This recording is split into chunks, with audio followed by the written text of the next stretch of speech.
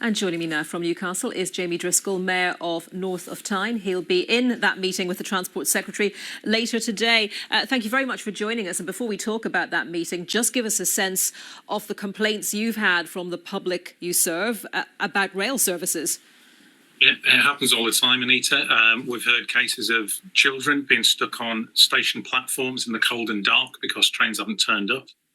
I know of a case of a young person who got a job in engineering. They live in Gateshead. They travel to Hartlepool. The trains were cancelled so frequently, the family had to buy that young lad a car that they can't afford. There's businesses unable to open because they haven't got the staff there. This is routine now. Every time I try to use the trains this year, one way or another, there's either been a serious delay or a cancellation. And it's the fact that you don't know in advance makes it damn near impossible to plan to get anywhere.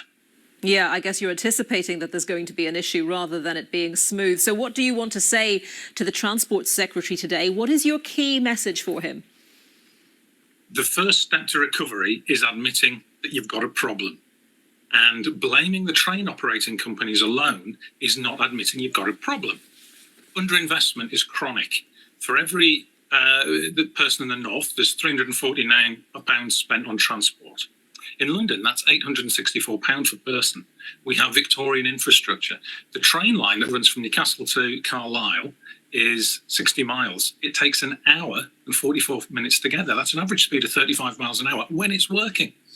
And these are the problems. You know, TransPennine Express, they've lost, I think, about 60 drivers this year. They've only recruited 50, and that's the issue. It's not actually industrial disputes causing a failing rail system. It's a failing rail system that's causing the industrial disputes.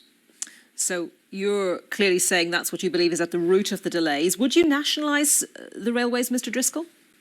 Yeah, I think we absolutely need to. I think that particularly the fragmented nature of it is what causes a lot of the problems. Because I know of cases of people who've been unable to get one train because it's been cancelled. They're stuck in a change station. They might have gone from Newcastle to Manchester. They've got off in York. And then it's a different train company that won't accept that ticket. So they're having to buy another ticket. We have a situation where drivers can't transfer from one company to another. It's a different company. But all of these companies, they're not private competitive businesses the way you would be if you were a restaurant or any other business. They are contracted by the government to provide these services. So the government does have control of them. All they need to do is say to them, look, sort these problems out. Mark Harper is the Secretary of State for Transport, and it's his job to fix it.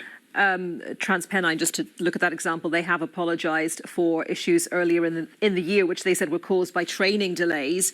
But on the subject of nationalising the railways, given the state of the public finances at the moment, is that affordable? Is that a realistic prospect in the next few years?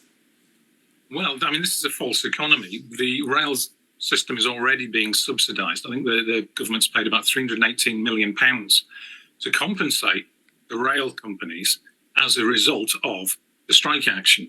It's costing our economy in the north £8 million a week, £0.4 billion a year.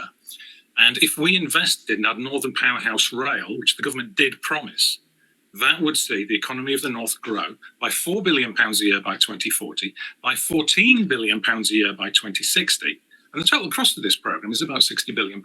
It pays for itself in a few years. So it's a false economy to have a failing economy where people can't get around the place.